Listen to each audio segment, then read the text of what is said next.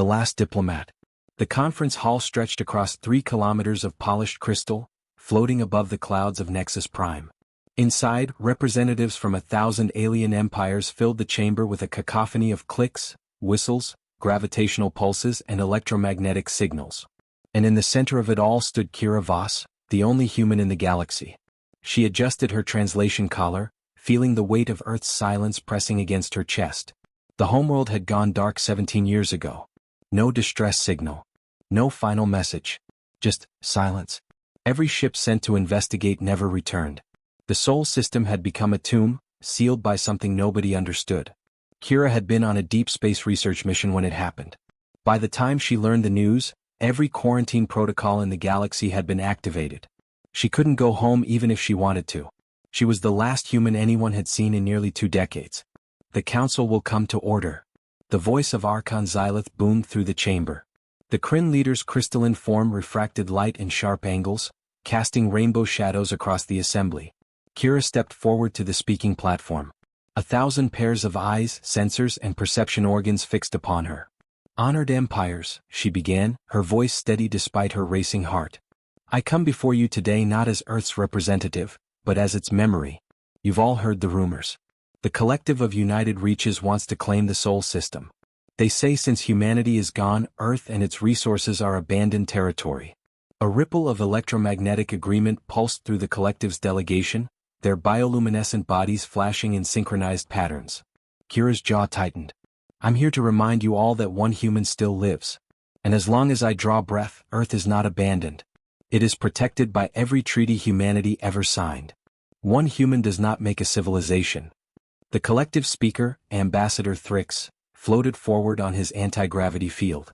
You cannot claim an entire star system for yourself. It's illogical. It's wasteful. It's the law, Kira shot back. Section 7 of the Galactic Colonization Accords.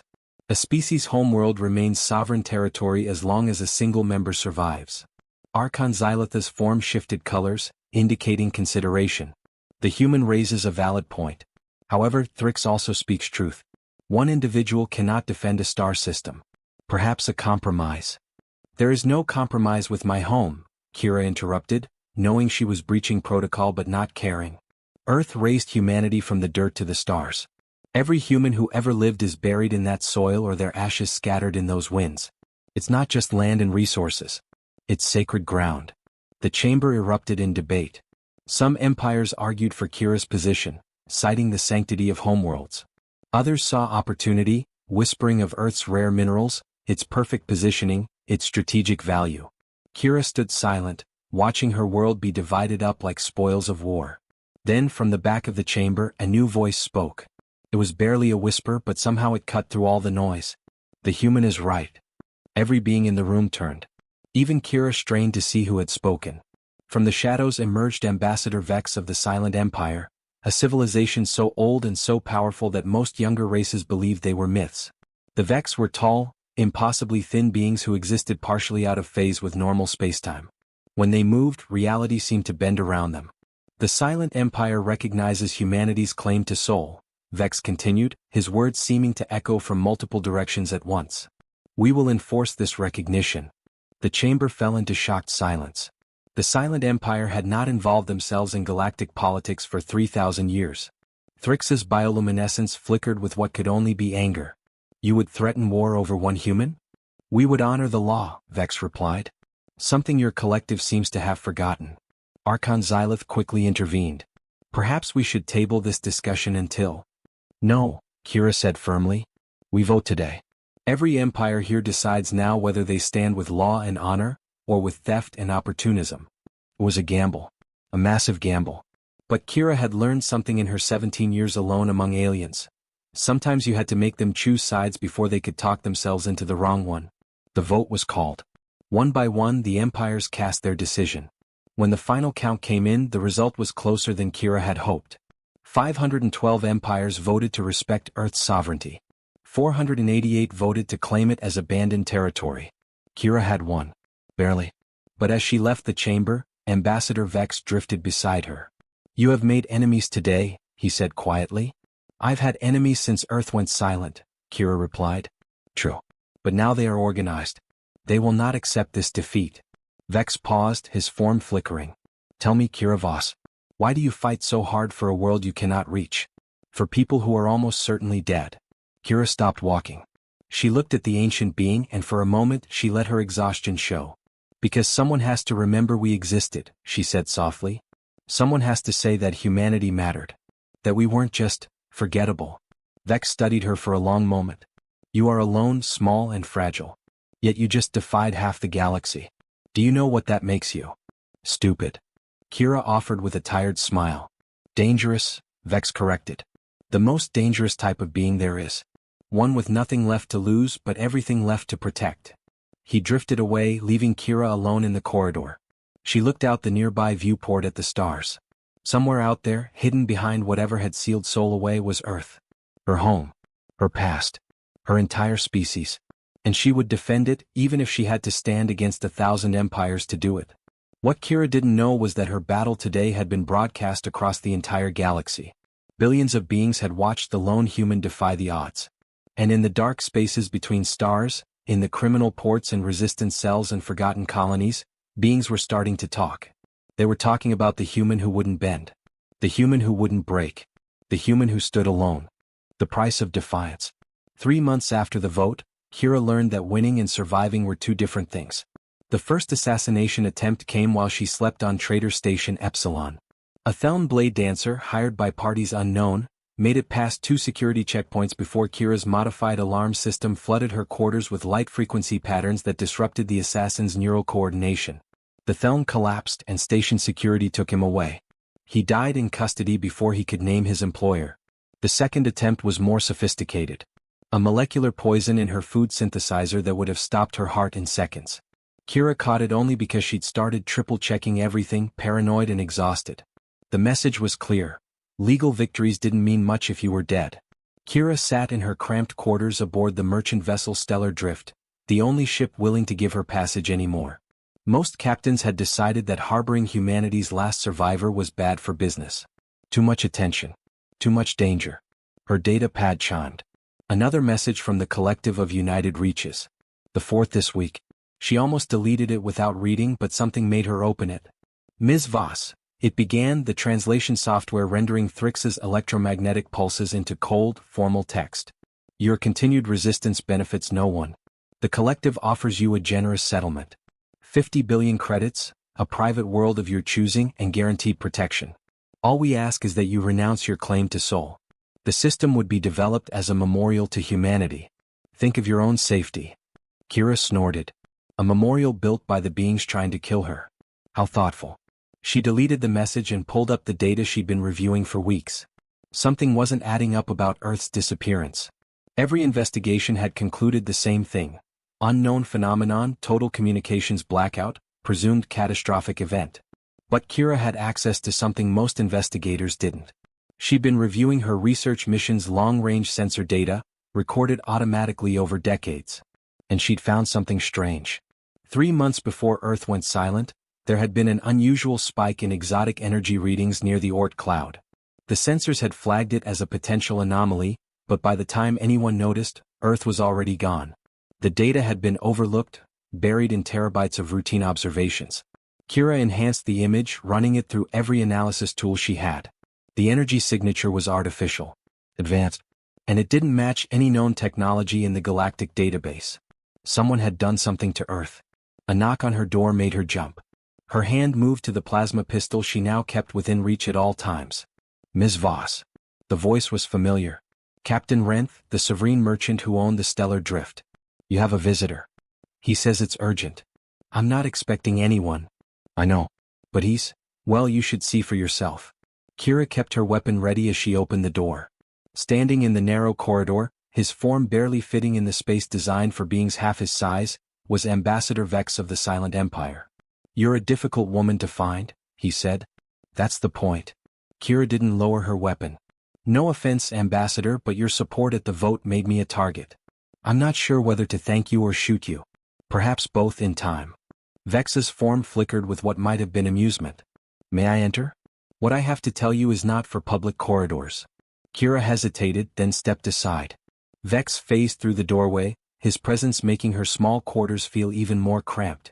"You've been investigating Earth's disappearance," he said. It wasn't a question. "How did you?" "The Silent Empire has observed humanity since you first achieved space flight. We watched with interest. Your species showed unusual potential." Vex gestured to her data pad. "And your instincts are correct. Earth's disappearance was not natural." Kira's blood ran cold. "You know what happened?" "We know some. Not all."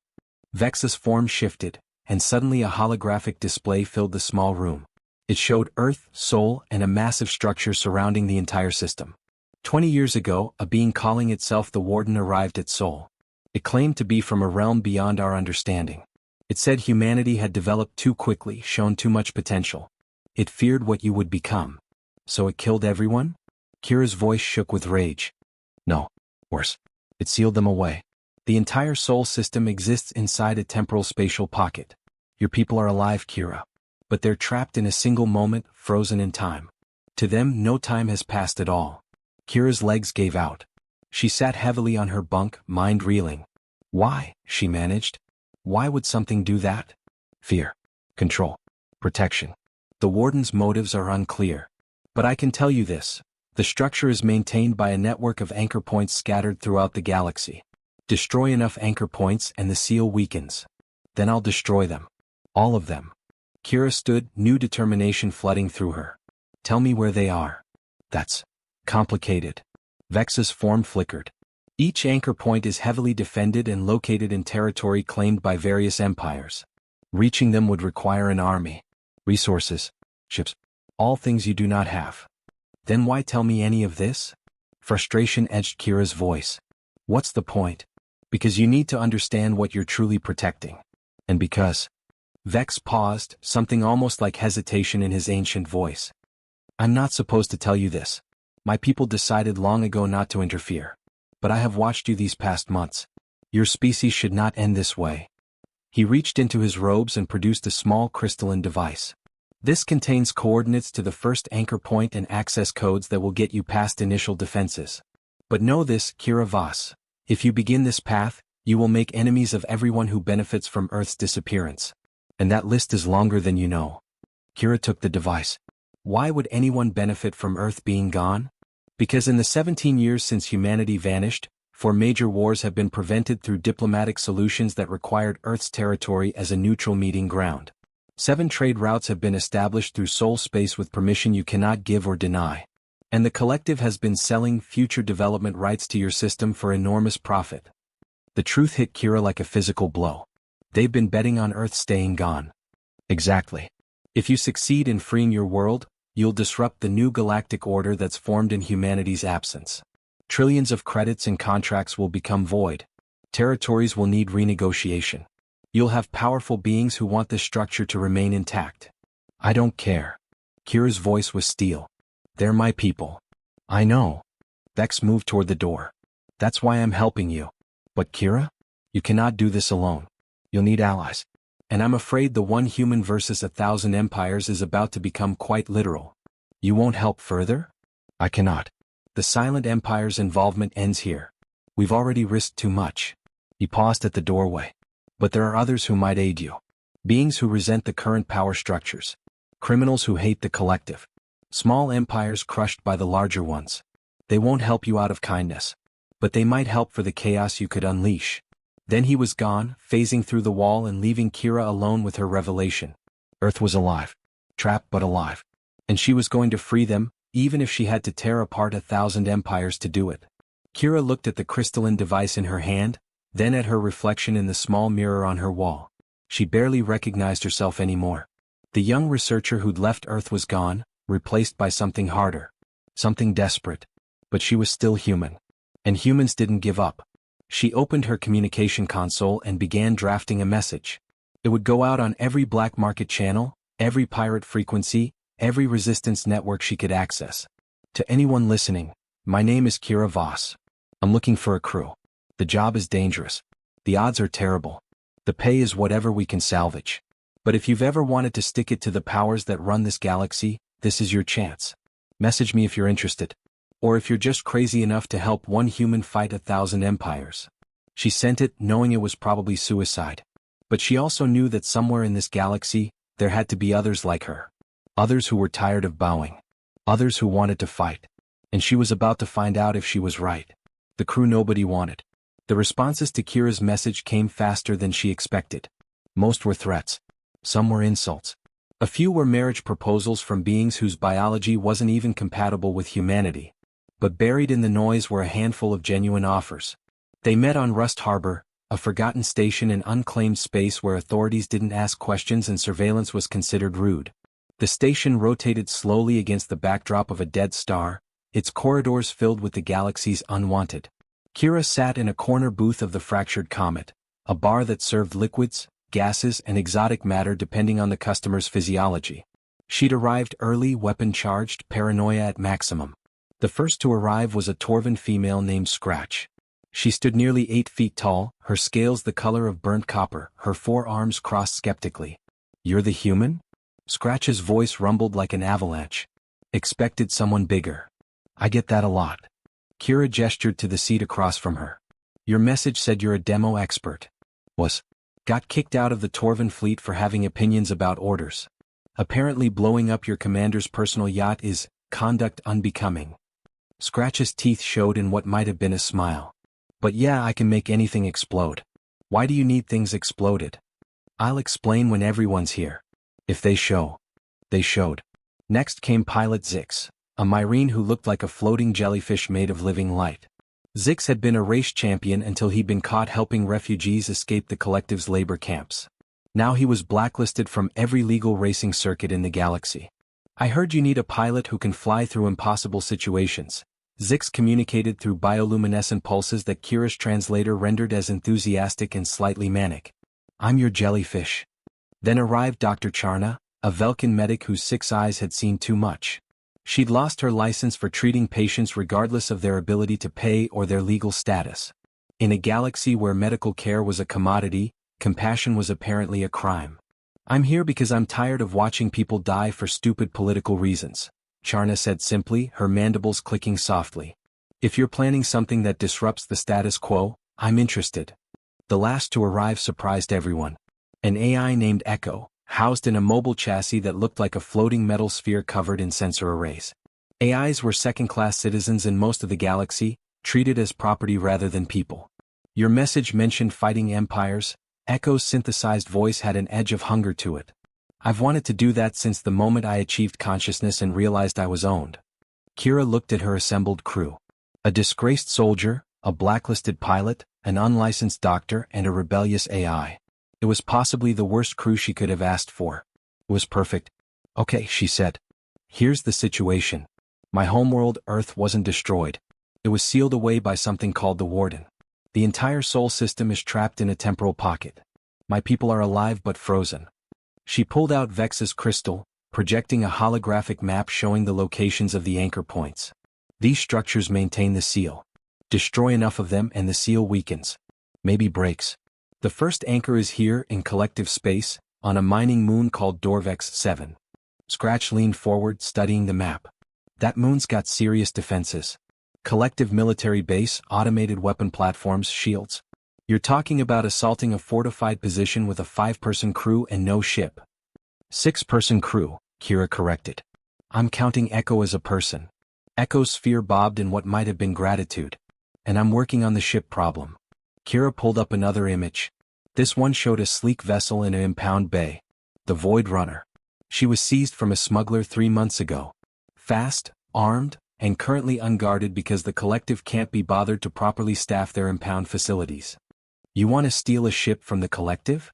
Dr. Charna's mandibles clicked rapidly, a sign of stress in her species. "That's insane." "Probably," Kira agreed. "But I've been watching the facility for weeks. Their security is lazy. They're relying on reputation more than actual defenses. We go in during shift change, override the lockdown protocols, and fly out before anyone realizes we're there." Zix's bioluminescence pulsed excitedly. "I like this plan. It's bold, foolish, likely to get us all killed. When do we start?" Kira allowed herself a small smile. "Tomorrow night. But first, you all need to understand something. We're not just stealing a ship and hitting one anchor point. We're starting a campaign. There are 12 anchors scattered across the galaxy. Each one is going to be harder than the last. Each one will make us more enemies. She looked at each of them in turn. This isn't a quick job. This is a war.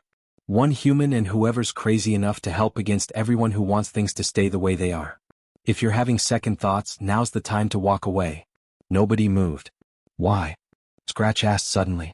Why risk everything for a world full of dead or frozen strangers? What makes them worth this? Kira was quiet for a moment, thinking about how to explain. Because they're my people, she said finally. Because humanity deserves better than being erased and forgotten. Because somewhere on Earth there's a kid who had dreams. A parent who had plans. A scientist who was close to a breakthrough. And they don't even know they've lost 17 years. She clenched her fists. But more than that? Because if we let them stay sealed away, we're saying it's okay for the powerful to just remove anyone who's inconvenient. Today it's Earth. Tomorrow it could be any world, any species that makes the wrong empire nervous. Someone has to say no. Someone has to fight back. Even if that someone is just us? Dr. Charna asked. Especially if it's just us. Kira stood. The big empires think they can do whatever they want because nobody will stop them. Let's prove them wrong. Echo Sensor's word. I've been analyzing the impound facility's security protocols. Kira's right, they're sloppy. But there's one thing that concerns me. The Void Runner has an AI pilot slot. They removed the original AI and sold it separately. So? Scratch asked.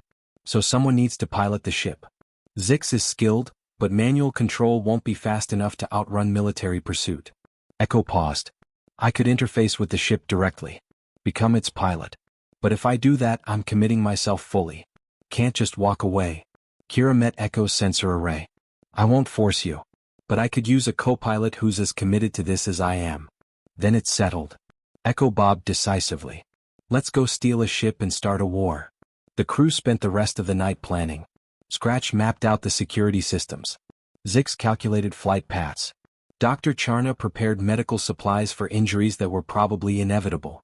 Echo hacked into the facility's network, learning its rhythms and weaknesses. And Kira?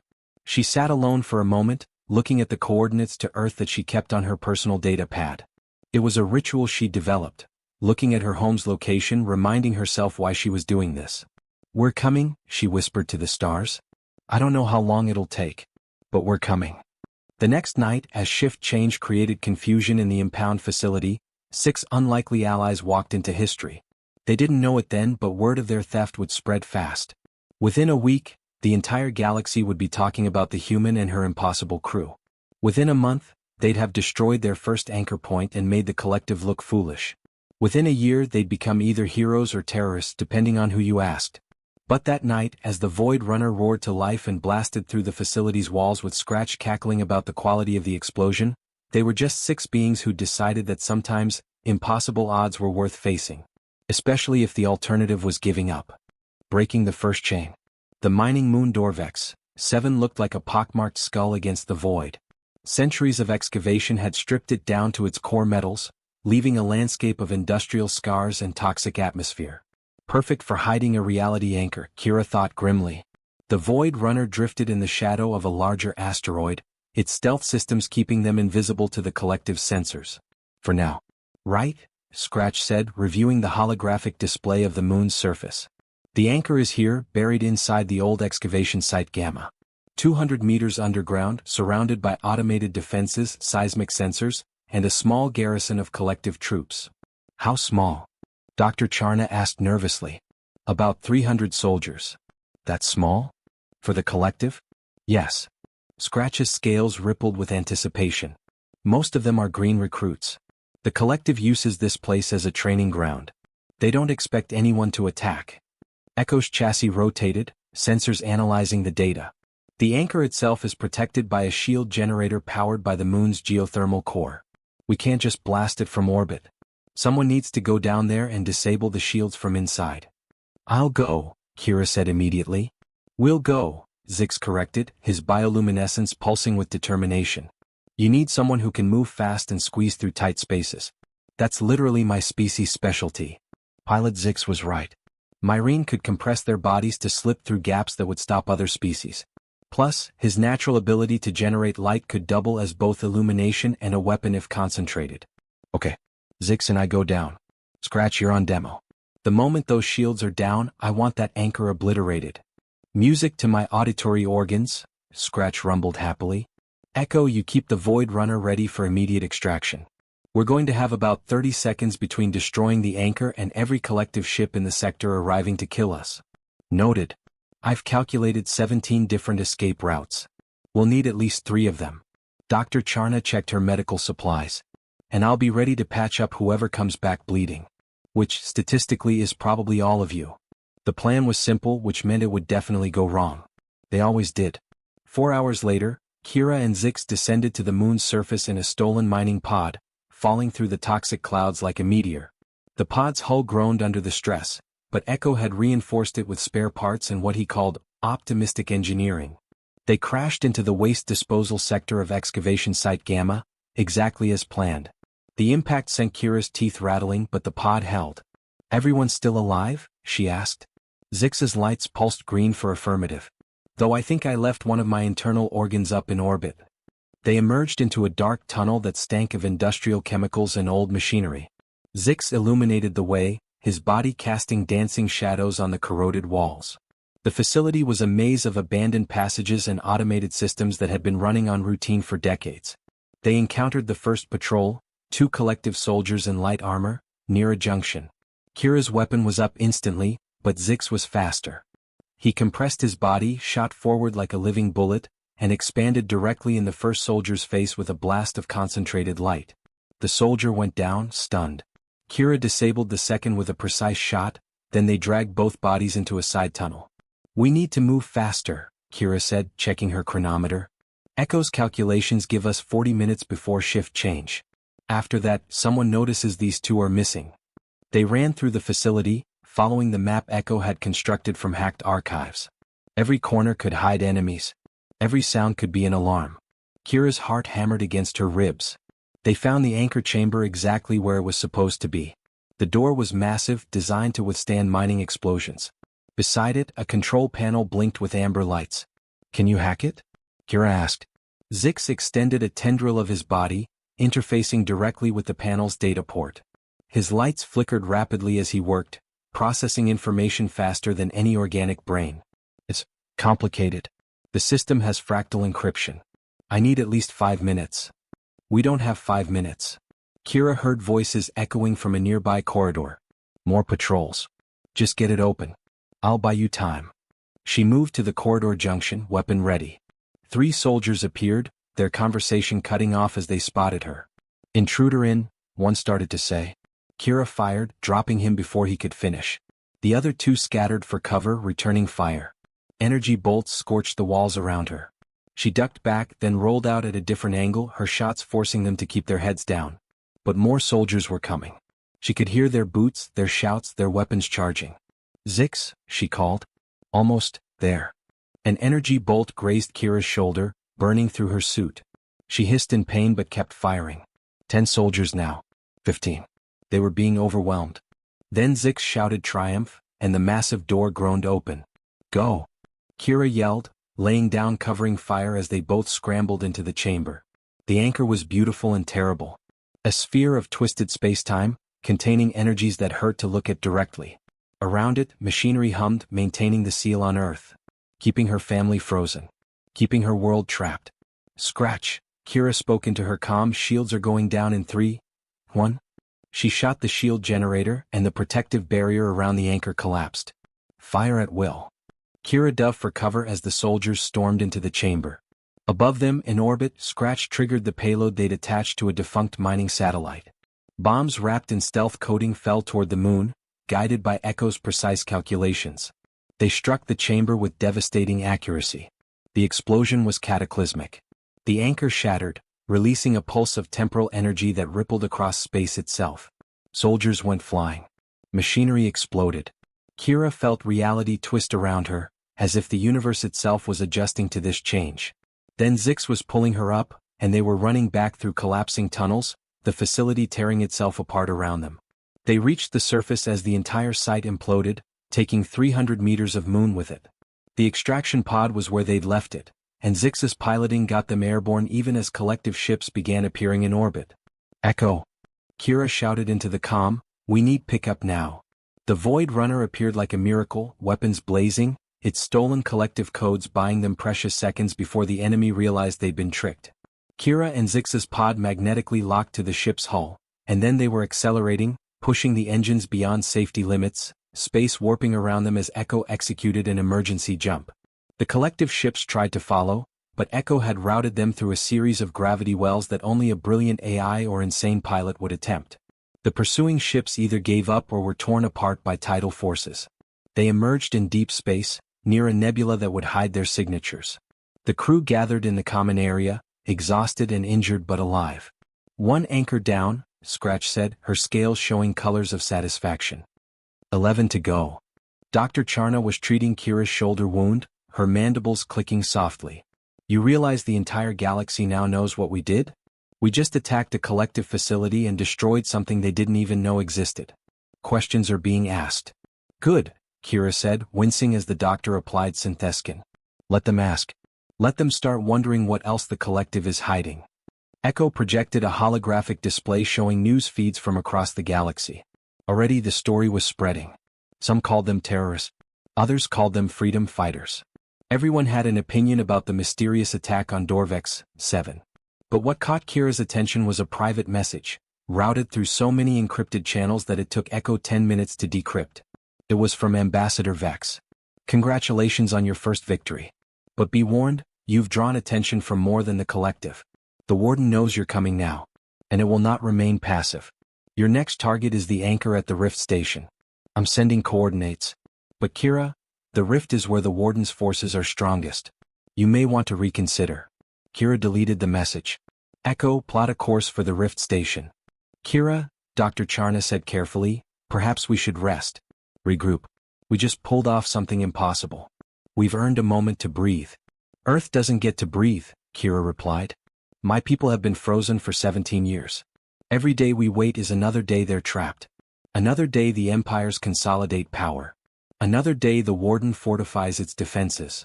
She looked at her crew, her impossible, wonderful crew. "I'm not asking you to follow me into every battle. If you want out, I understand.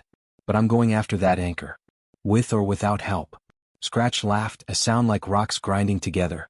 "You think I'd miss the fun? I just blew up a moon. I'm in this until we run out of things to explode." "I've got nowhere else to be," Zix added, his lights pulsing with what might have been affection. "Plus, someone needs to keep you from getting killed." "The collective took my medical license for helping people they didn't think deserved help," Dr. Charna said. "I'm not stopping now." Echo's sensors focused on Kira. "I was property until you treated me as a person. Where you go, I go." Kira felt something tight in her chest loosen slightly. She wasn't alone. Not anymore. "Then let's show the galaxy what happens when you back one human into a corner," she said. Echo set course for the Rift. "And everyone get some rest. Something tells me the next fight is going to make Dorvex 7 look like a warm-up." As the Void Runner jumped to hyperspace, none of them noticed the small probe that had been watching from the nebula's edge. It transmitted its data across the galaxy, to beings who were very interested in this human and her crew. The war had begun. And everyone wanted to know how it would end. The Rift and the Warden's wrath. The Rift Station existed in a place that shouldn't be possible. It floated at the intersection of 3 dying stars, where gravitational forces should have torn it apart centuries ago. Instead, reality itself bent around it, held in place by the anchor at its core. "That's not natural," Zix observed as they approached, his bioluminescence flickering nervously. "That station is existing in 3 different gravitational fields simultaneously. We shouldn't even be able to see it as a single object. The anchor's doing more than just sealing Earth," Echo analyzed, his sensors working overtime. "It's stabilizing local spacetime. If we destroy it, this entire region might collapse into a singularity." Kira stared at the station through the viewport. It was massive, bigger than any structure she'd seen outside of major planetary cities. And according to Vex's information, it was heavily defended. "Can we survive the collapse?" she asked. Echo ran calculations. "If we're already at the hyperspace jump point when the anchor fails? 63% chance. Better odds than I expected." Kira turned to her crew. "We've gotten lucky twice now. The collective wasn't expecting us at Dorvex 7, and our second anchor hit on the automated relay station was barely defended. But this is different. The Warden knows we're coming." As if summoning them with her words, Space itself began to tear open near the station. Ships emerged, but not like any ships Kira had seen before. They seemed to exist partially out of phase with reality, their hulls covered in geometric patterns that hurt to look at. "Those are Warden vessels," Echo said, his voice unusually tense. "I'm detecting technology that predates the oldest known civilizations. These things are ancient." "How many?" Scratch asked, already moving to the weapons console. 12? No, 15, they keep phasing in and out. It's like they're only partially here." The communication system crackled to life, but the voice that emerged wasn't transmitted through normal means. It seemed to come from everywhere at once, echoing inside their heads. "Kira Voss, you have damaged 2 anchors. You have disrupted the peace I created.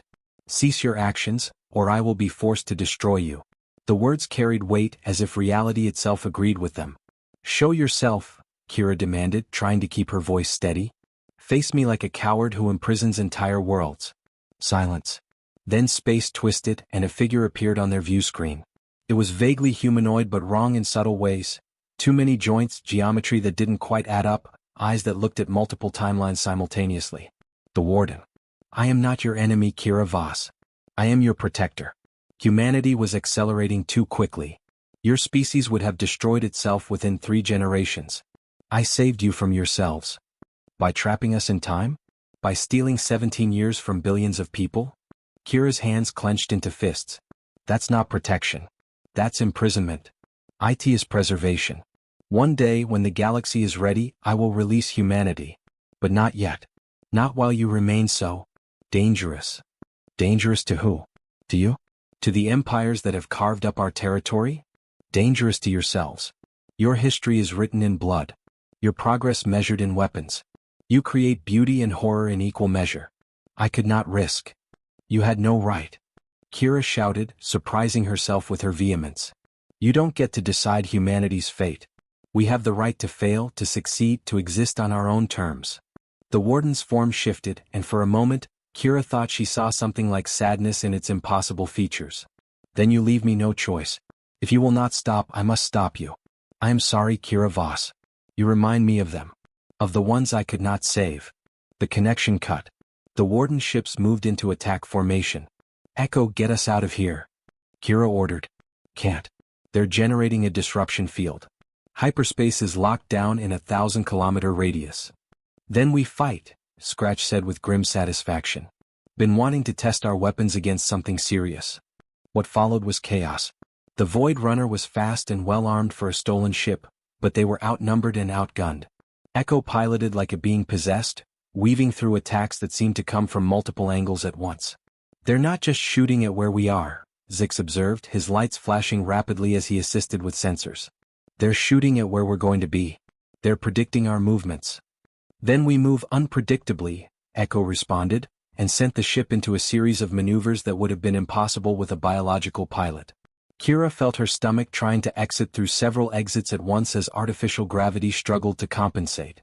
Scratch returned fire, her 4 arms dancing across weapon controls. One Warden ship exploded in a shower of impossible colors. Then another. But more kept coming. "We can't win this fight," Dr. Charna said what everyone was thinking. Kira's mind raced. They couldn't run. They couldn't fight. But maybe. "Echo, can you get us to the station?" "Probably not alive." "I'll take probably." "Everyone hold on." Echo dove, accelerating toward the Rift station at speeds that made the hull scream. Warden ships pursued, their weapons tearing through space where the Void Runner had been microseconds before. They crashed through the station's outer hull with Scratch's explosives clearing a path. The impact threw everyone against their restraints, alarms screaming, systems failing. But they were inside. "Everyone okay?" Kira gasped, unbuckling with shaking hands. A chorus of groans answered her. Dr. Charna was already moving, checking for injuries. Miraculously, nothing critical. "The station's automated defenses are coming online," Echo warned. "And the Warden ships are regrouping outside. We have maybe 10 minutes before they breach. Then we move fast. Scratch, set charges on anything that looks important. Dr. Charna, find us an exit route. Zix, you're with me. We find that anchor and we end this." They split up, racing through corridors that defied normal physics. Gravity shifted randomly. Time seemed to flow at different speeds in different rooms. Kira saw her reflection in a wall and her mirror self was 20 years older. This place is breaking my brain, Zix muttered, his lights flickering with distress. They found the anchor chamber at the station's heart. But they weren't alone. The warden stood waiting, its form more solid now, more real. Around it, holographic images played, showing Earth's history. Wars, genocides, environmental collapse, nuclear weapons. You see, the warden said. This is what humanity does. This is why I intervened. That's not the whole story, Kira shot back. Show the rest. Show the art, the music, the times we chose peace. Show the moments of compassion, sacrifice, love. You cherry-picked the worst of us. Because the worst is what concerns me. One bad choice, one weapon system, one mistake, and your species ends. I have seen it happen to others. I will not watch it happen again. The warden's voice cracked slightly on that last word. And suddenly Kira understood. You failed someone, she said softly. Another species. You tried to save them and couldn't. And now you're trying to save us from a disaster that hasn't happened yet. The warden was silent for a long moment. They were called the Prenth. They were brilliant, passionate, creative. Like you. And they destroyed themselves in a war that lasted 11 minutes. I was too late to stop it. I swore I would never be too late again. So you froze us in time. Trapped us forever. Not forever. Just until. Until when? Kira challenged. Until we're different? Until we're not human anymore? You can't protect people by taking away their choices. That's not life. That's just existence. She stepped closer to the anchor, weapon raised. I'm sorry about the Prenth. I'm sorry you couldn't save them. But humanity deserves the chance to save itself. Or fail ourselves. That's what being alive means. If I let you destroy this anchor, your species could destroy itself within a decade. Maybe. Or maybe we'll surprise you. Maybe we'll become something amazing. You'll never know if you don't let us try. The warden looked at her for what felt like an eternity. Then, slowly, its form began to fade. I cannot stop you. Not without destroying this station and everyone in it. And I have caused enough death. It paused. You are either very brave or very foolish, Kira Voss. Probably both, Kira admitted. Then prove me wrong. Free your people. But know this, if humanity follows the path I fear, I will return. And next time I will not be so gentle. The warden vanished completely. The warden ships outside the station began to withdraw. Kira lowered her weapon, then raised it again and shot the anchor. The destruction was immediate and spectacular. The anchor shattered, and the rift station began tearing itself apart as the three gravitational fields fought for dominance without the anchor's stabilizing force. Run! Kira screamed into her comm. They ran. Through collapsing corridors, past exploding systems, racing against physics itself. Scratch's charges detonated behind them, adding to the chaos. They reached the Void Runner just as the station began imploding. Echo had the engines running before they were fully aboard. The ship shot out of the dying station, reality warping around them as space-time destabilized. Behind them, the Rift station collapsed into a singularity, then exploded outward in a burst of temporal energy that rewrote physics for a dozen light-years. The Void Runner hit the hyperspace jump point with seconds to spare, and they were away. In the common area, the crew collapsed in exhaustion. 3 anchors down, Scratch said weakly. 9 to go. And we just made an ancient cosmic entity very sad. But he's letting us continue, Dr. Charna pointed out. That's something. Is it though? Zix asked. He said he'd return if humanity doesn't meet his standards. What if we free Earth and then the warden decides we failed his test? Kira had been thinking the same thing. But she pushed the worry aside. Then we deal with that when it happens. For now we keep moving. The next anchor is in collective territory again. But this time we're not going in alone. Everyone looked at her questioningly. Our attacks have been noticed. And according to Echo's intercepts, there are other beings out there who want to see the collective and the major empires knocked down a peg. Pirates, rebels, resistance movements. It's time we started building alliances. You want to turn this into an actual war? Dr. Charna asked nervously. It already is a war, Kira replied. We just need to pick our side. And make sure we have enough allies to survive it. Echo projected a star map showing dozens of locations where anti-collective sentiment was strongest. I've been monitoring resistance chatter, he said. There's a meeting happening in 3 days at the Dead Zone, a neutral area where pirates and rebels gather. Representatives from 30 different groups will be there. Then that's where we're going, Kira decided. Time to see if anyone else is crazy enough to help one human fight 1,000 empires. As the Void Runner jumped toward their next destination, none of them noticed the coded message Echo was sending to a hidden address. The AI had secrets of his own. Secrets that might help them or destroy them. Only time would tell. Alliance of the Desperate. The Dead Zone earned its name honestly. It was a region of space where 3 empires had fought a war so devastating that even centuries later, nothing grew there. Derelict ships drifted through fields of frozen debris. Radiation storms made navigation nearly impossible. And somewhere in the heart of this graveyard, the galaxy's unwanted gathered to plot revolution. This seems like a trap, Dr. Charna observed as they navigated through the wreckage. Probably is, Kira agreed. But we need allies, and people who gather in places like this are either desperate enough or angry enough to help us. Maybe both. Echo guided them to coordinates deep within the Dead Zone, where a massive derelict ship, an old Torvan dreadnought, had been converted into a makeshift station. Ships of every size and origin clustered around it like scavengers around a carcass. Reading 63 distinct vessel signatures, Echo reported. Pirates, smugglers, and at least 12 ships belonging to known resistance cells. And, Scratch echoed. I don't like it when you There's a ship here I recognize. It belongs to the Crimson Fleet, the most successful pirate organization in the galaxy. Their leader is Captain Dex Corrin, Kira finished, reading the name on her display.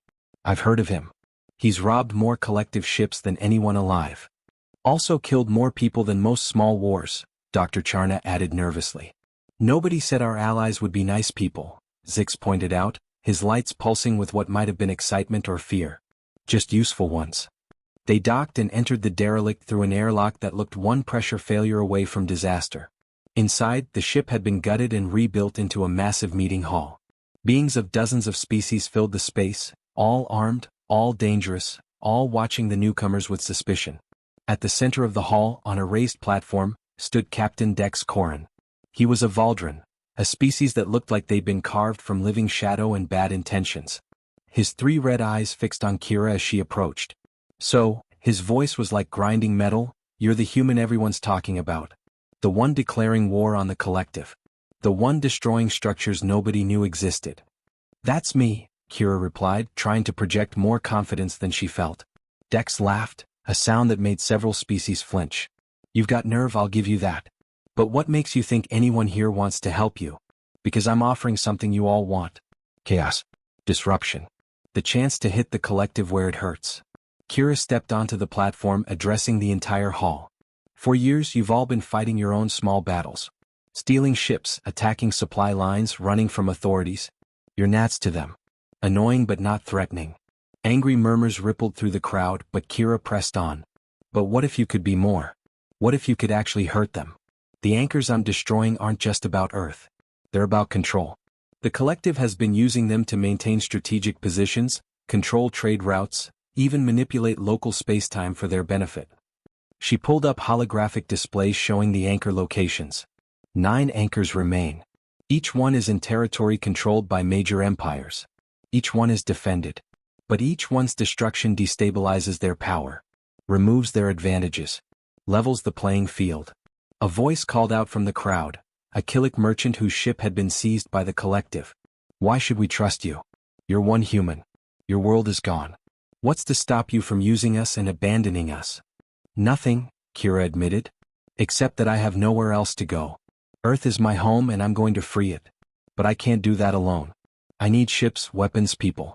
In exchange, I'm offering you the chance to take down the empires that have been crushing you. Dex Corrin stepped closer, his shadow-like form seeming to absorb light. And if we help you free Earth? What happens to humanity then?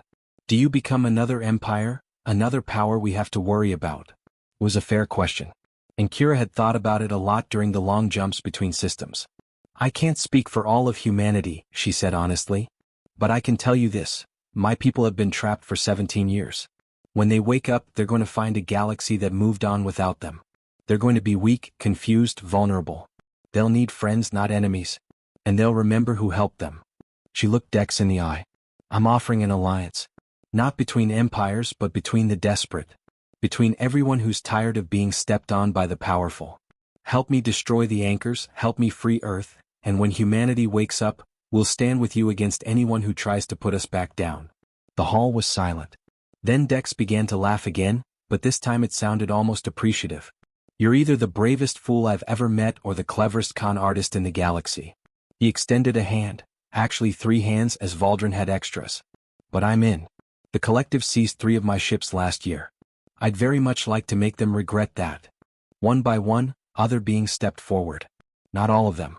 Some left, unwilling to risk open war with the empires. But enough stayed. Enough committed ships, resources, fighters. By the time the meeting ended, Kira had assembled a fleet of 47 ships and over 3,000 fighters. It wasn't an army, but it was a start. "You realize you just united pirates and rebels," Echo said privately as they returned to the Void Runner. "These beings have no loyalty except to themselves." "I know," Kira replied. "But loyalty isn't what I need. I need desperation. And there's plenty of that to go around." The plan was audacious. They would hit 3 anchors simultaneously, striking at multiple empires at once. The collective would send their forces to defend Anchor 4. The Kryn Crystalline Empire would defend Anchor 5. The Federation of Merged Worlds would defend Anchor 6. And while they were distracted, Kira's small fleet would slip through and destroy all 3. It would require perfect timing, incredible coordination, and a lot of luck. They had 3 weeks to prepare. During that time, Kira discovered something unexpected: community. The Resistance fighters, pirates, and smugglers weren't just allies of convenience. Many of them had their own stories of loss, of homes destroyed or families scattered by the Empire's endless expansion. There was Jenna Rex, a human. Wait, no. Kira had to check twice, but Jenna Rex was actually a Fenid who had taken a human name because she loved human literature. She commanded a small squadron of fighters and had lost her homeworld to collective mining operations. There was the Vorn brothers, 3 massive beings who spoke in perfect unison and piloted a ship that shouldn't be able to fly but somehow did. There was Whisper, whose species name was unpronounceable, who communicated through scent and color changes, and who was possibly the best infiltrator anyone had ever seen. They all had reasons to fight. They all had scores to settle. And they all looked to Kira as the one who might actually give them a chance to do it. The night before the assault, Kira stood alone in the observation deck of the converted dreadnought, looking at the stars. She felt the weight of what she was about to do. 3 anchors. 3 battles. Hundreds, maybe thousands would die. Captain Dex found her there. "Having second thoughts?" he asked. "Constantly," Kira admitted. "I keep thinking about everyone who's going to follow me into battle tomorrow. Some of them won't come back." "No, they won't." Dex's brutal honesty was somehow comforting. "But they know that. They're choosing to fight anyway. Don't dishonor their choice by doubting it." "How do you do it?" Kira asked. "Lead people into danger? I remind myself that the alternative is worse. That living on your knees is death by another name. That some things are worth bleeding for." He paused. "Your people are worth bleeding for, Kira? And more than that, the idea of them is. The idea that even the smallest, weakest voice can say no to the powerful and make it stick." Kira looked at the shadow pirate in surprise. That was almost philosophical. "Don't tell anyone. I have a reputation to maintain."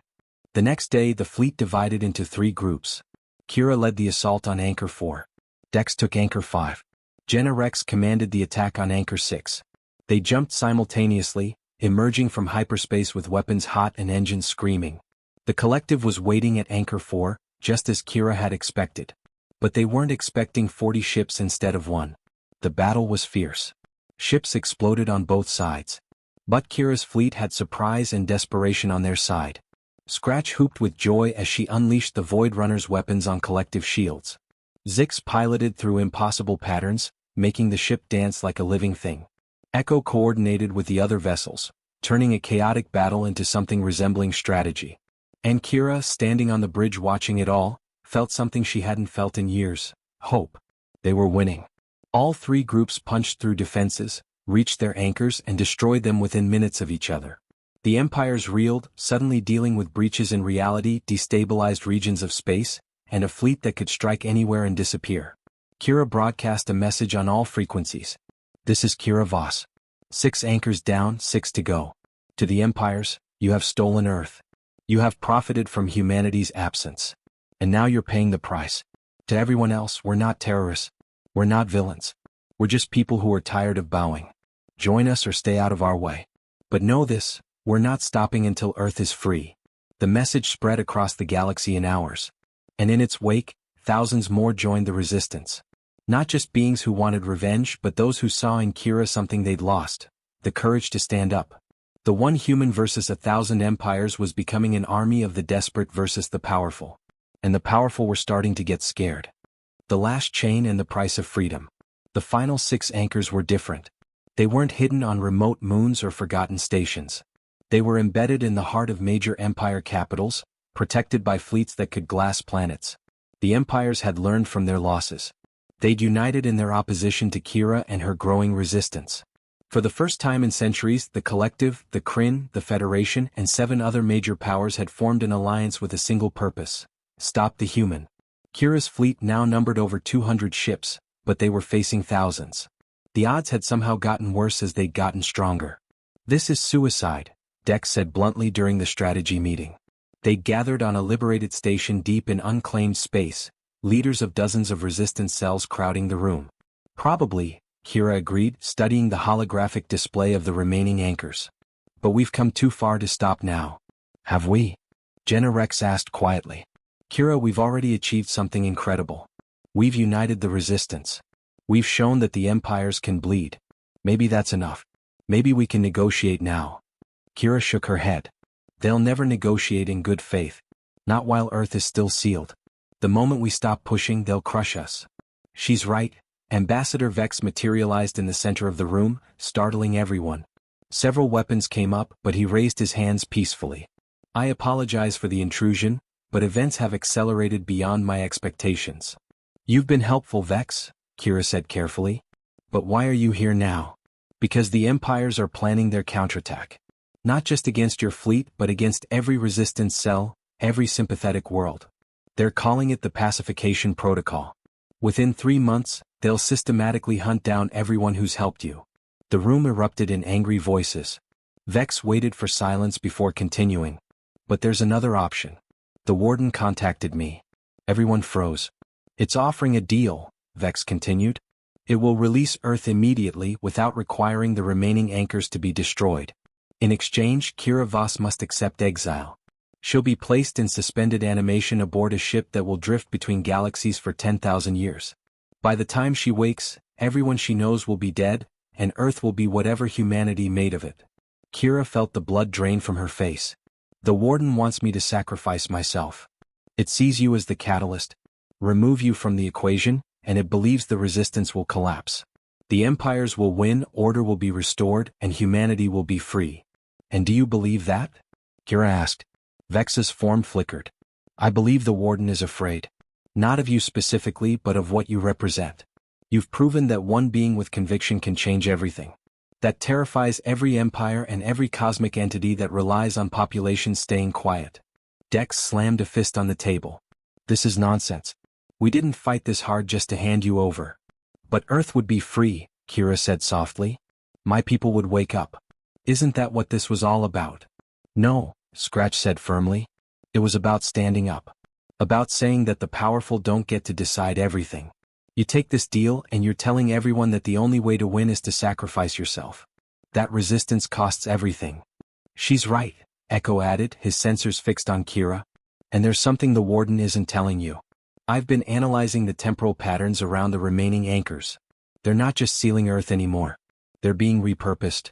The AI projected new data. "The empires are using the anchor technology to create their own sealed zones. Prison systems without bars. Populations that can be frozen if they become inconvenient. Your fight isn't just about Earth anymore, Kira. It's about stopping this technology from becoming a weapon of oppression." The revelation hit Kira like a physical blow. She thought this was about saving her people. But it had become about something bigger. "Then we finish it," she said, steel in her voice. "All 6 anchors. One final push. And we accept that some of us probably won't survive." She looked at Vex. "Tell the Warden I'm not taking the deal. Tell the empires they can bring their fleets. We're coming for those anchors and nothing is going to stop us." Vex studied her for a long moment. "You know this ends badly. Even if you win, you'll have made enemies of everyone with power. You'll spend the rest of your life looking over your shoulder." "Yeah, well, I'm already doing that." Kira allowed herself a tired smile. "At least this way, Earth will be free when I do." The final battle plan was desperate even by their standards. They would split into 6 groups, hit all remaining anchors simultaneously, and pray that spreading the Empire forces thin would give them a chance. Kira would lead the assault on the anchor at Nexus Prime itself, the crystal world where this had all started. It felt appropriate somehow. They had 3 days to prepare. 3 days of saying goodbyes that might be final. 3 days of checking weapons and ships. 3 days of doubt and determination warring in every heart. On the last night, Kira's crew gathered in the Void Runner's common area. "So," Scratch said, pouring something that might have been alcohol or might have been engine coolant, "we've had a good run." "We're not dead yet," Zix protested, though his lights flickered nervously. "Not yet," Dr. Charna agreed. "But tomorrow?" She didn't finish the sentence. "Tomorrow we do what we came to do," Echo said firmly. "We free Earth. We break these chains. And if we die doing it, at least we'll die standing up." Kira raised her cup. "To standing up. And to all of you. I couldn't have made it this far without you." They drank and talked, and for a few hours they weren't soldiers or rebels. They were just friends facing the end together. The next day, 200 ships jumped to 6 different locations. Kira emerged at Nexus Prime to find a fleet 10 times her size waiting. The crystal world glowed against the darkness, and somewhere beneath its surface, the anchor pulsed with the power of sealed reality. "This is Admiral Zorth of the Combined Fleet," a voice crackled over the comm, "Surrender immediately or we will destroy you." "This is Kira Voss," she replied. "And you know I'm not surrendering. So let's get this over with." The battle that followed would be remembered for centuries.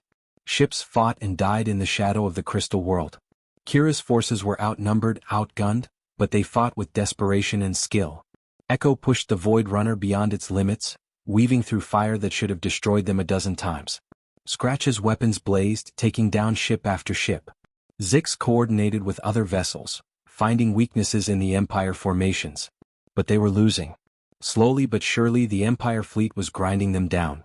Then impossibly new ships appeared. Hundreds of them. "This is the Silent Empire," Vex's voice came through on all channels. "We're tired of watching. We're picking a side." The ancient Empire's ships were devastating. Technology thousands of years ahead of anything else in the galaxy cut through the Combined Fleet like knives through paper. But even with the Silent Empire's help, the cost was terrible. Ships exploded every second. Kira watched friends die, saw vessels she'd fought beside turn to debris. She forced herself to focus. The anchor. They had to reach the anchor. "Scratch, Zix, Charna, with me. Echo, bring us down." They crashed through Nexus Prime's atmosphere, the Void Runner burning through its shields. They landed hard near the anchor facility, and Kira's team fought their way inside through automated defenses and desperate defenders. The anchor chamber was exactly as she remembered from that first council meeting, what felt like a lifetime ago. And waiting there was the warden. "You came," it said, its form more solid than ever, almost sad. "I knew you would." "I'm ending this," Kira said, weapon raised. "I know. I cannot stop you now. The Silent Empire's involvement has tipped the balance." The warden seemed to slump. "I failed again. I tried to save humanity and instead I may have doomed you. Or you gave us a chance to save ourselves." Kira lowered her weapon slightly. "What happened to the Prenth? Really?" The warden was quiet for a long time. "They destroyed themselves. A war over resources. I tried to stop it but I was too slow. Too careful. By the time I acted, they were already gone." Its form flickered. "I swore I would not make that mistake again. But perhaps I made a different mistake instead." "You can't save people by controlling them," Kira said. "You can only give them the tools and hope they make the right choices. And if they don't? Then they live with the consequences. Like everyone else." The warden looked at her for a long moment. Then it stepped aside. "To be continued."